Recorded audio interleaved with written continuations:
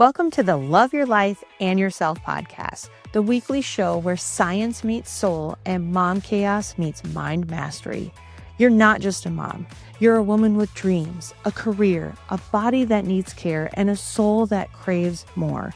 This podcast is your permission slip to stop surviving and start thriving in motherhood, health, career, and stress resilience.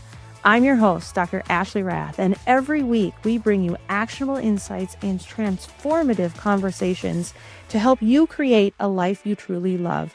From evidence-based wellness strategies to authentic self-discovery, we'll explore what it takes to thrive through expert interviews and real unfiltered stories. Let's dive into today's episode. Welcome back. Today we are going to talk about how to make real changes stick and why most life hacks fail.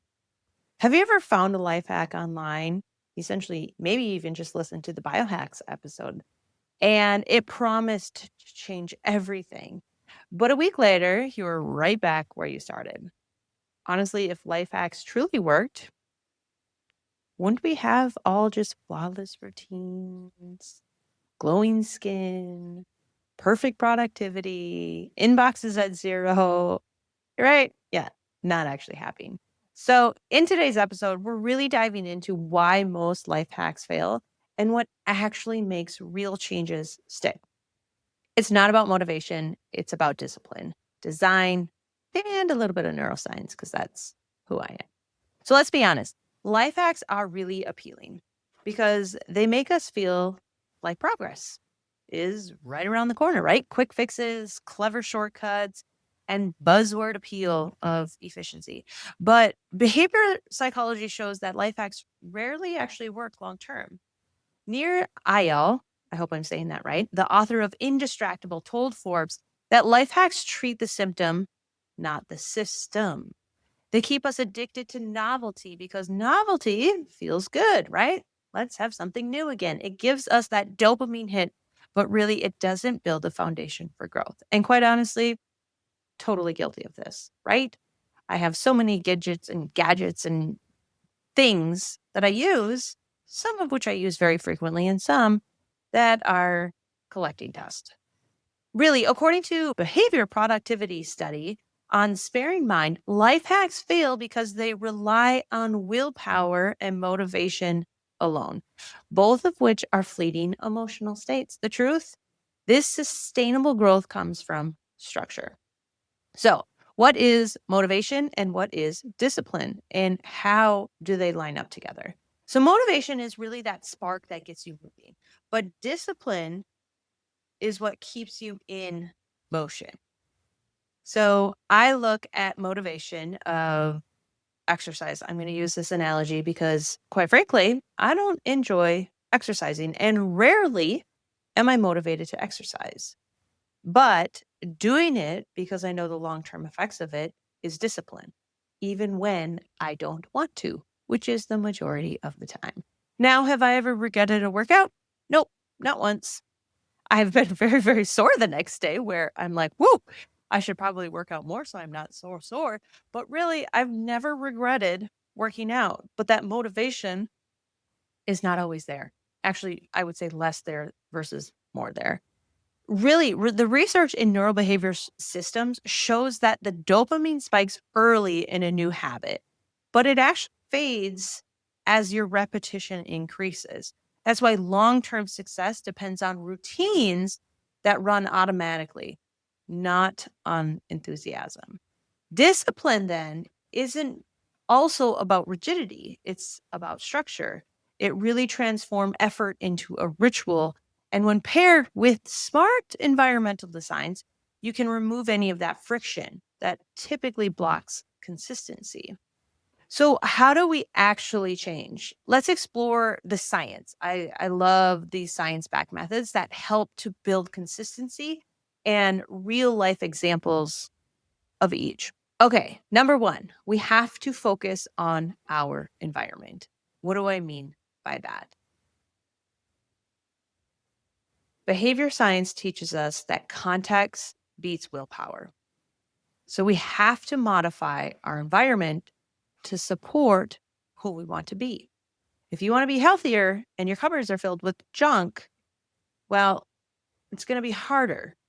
Or if you want to get healthier and you don't have a plan for that environment, maybe you don't know what to wear to go work out, or you don't have appropriate shoes. All of that is creating friction. Maybe you want to drink more water, but you don't keep a water bottle at your desk. Well, you're probably going to skip drinking water because it's not convenient. It's not where you're at. What about if you want to, let's say, scroll less or be on social media less or be less distracted? Well, our environment has notifications all the time. So where can we maybe turn off digital notifications or put some safety standards? I have an Instagram timer on my phone, which is actually sometimes annoying when I am trying to post and do work on it and it pops up, but it just tells me, hey, you've been on social media X amount of minutes, get off, or it will literally close and not allow me to be on it anymore. Now, I can always override that if I want to, but it helps keep me aware of my habits. So if I am unwilling to change any of my habits, maybe I want to become healthier. So I'm going to prep my fridge with food instead of crap. So we have to start creating an environment where those habits can stick. If you sleep crappy, let's create an environment where you can sleep better.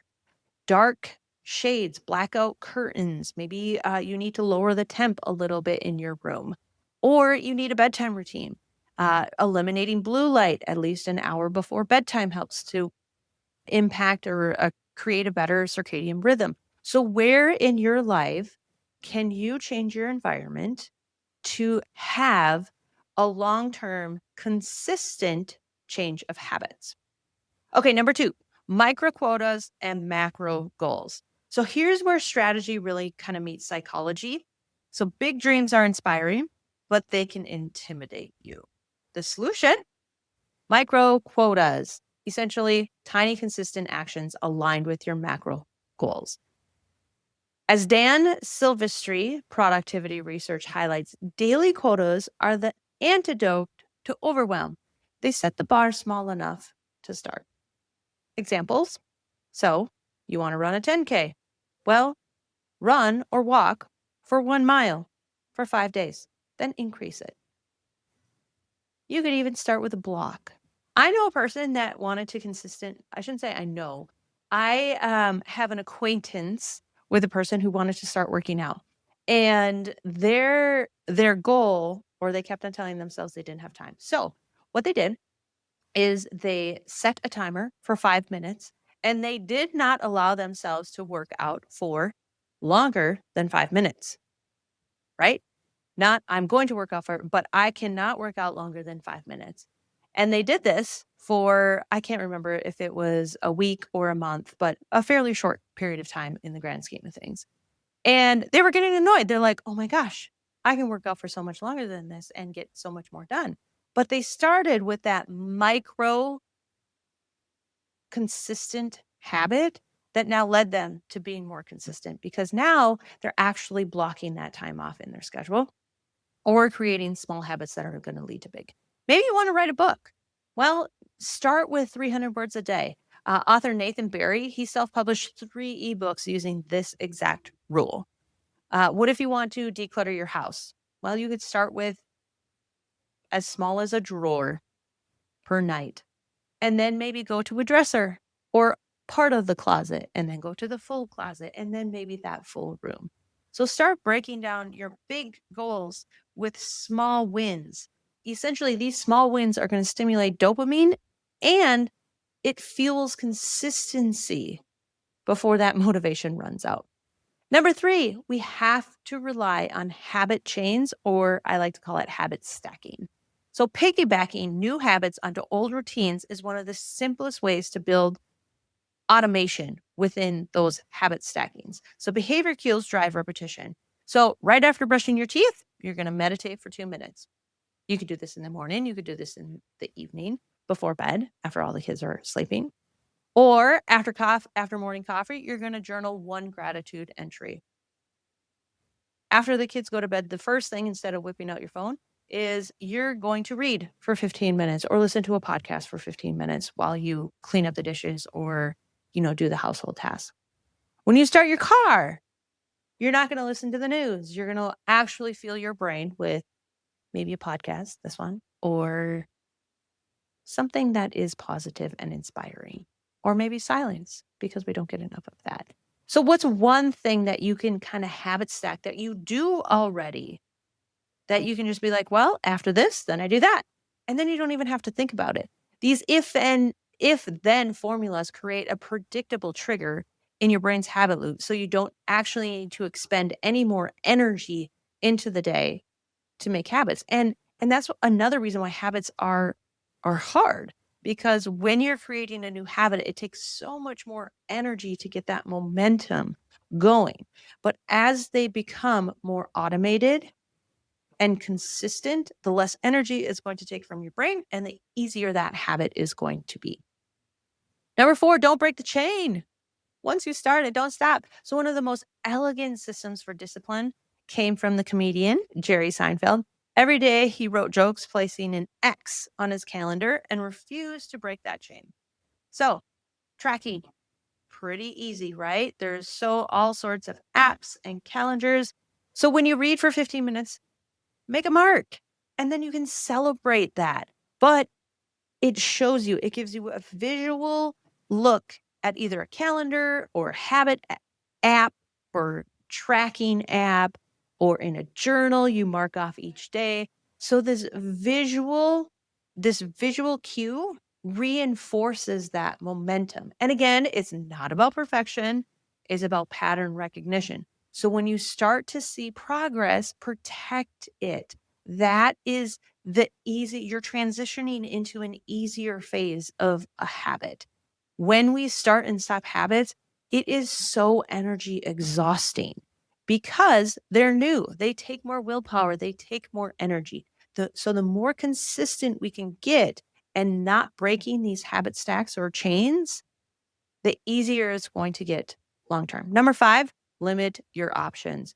Oh my gosh, this is probably a hard one for me for when I get dressed in the morning. Decision fatigue, right? I'll switch my clothes a couple times. It kills the motivation and time. So the average adult makes over 35,000 decisions per day, and every choice drains cognitive energy. By simplifying, you reclaim the bandwidth for what actually matters. So what we have done, you can rotate between 3 breakfast options every week. There's no time deciding. This day we have this day we have this, and use it on a cycle. It takes less mental energy. It's just, this is what we're going to have. I don't even have to think about it. You can capsule your wardrobe by eliminating clothing overwhelm. Lay out your clothes that evening and don't let yourself change, right? Or just straight up eliminating clothes. We have too many clothes. There is a book. Oh my gosh, I'm going to forget. If someone wants to comment on it, please do. But it's something at tidying. I forget what it is. Anyway, she goes through her closet and she picks it up and she asks, does this bring me joy? And if the answer is no, it gets tossed. Joy, not do I like this? So does this bring me joy? And you can go through your wardrobe and figure out what you actually wear. If you haven't worn it for a year, probably not going to wear it. Donate it. Structure actually gives you more freedom. I think people think that when they get more restriction, they have less freedom. But the more structure you have, the more freedom you're going to have, because your brain isn't so freaking busy choosing. It's actually doing it. So if you take one thing away from today's episode, let it be this. You don't need another hack. You need a habit system. So motivation gets you started, but discipline, design, and identity are going to keep you there. Ask yourself, what is the one small habit that you could anchor in this week to remove friction, right? This habit stacking, it's not really sexy. It's not, oh, this is new and awesome.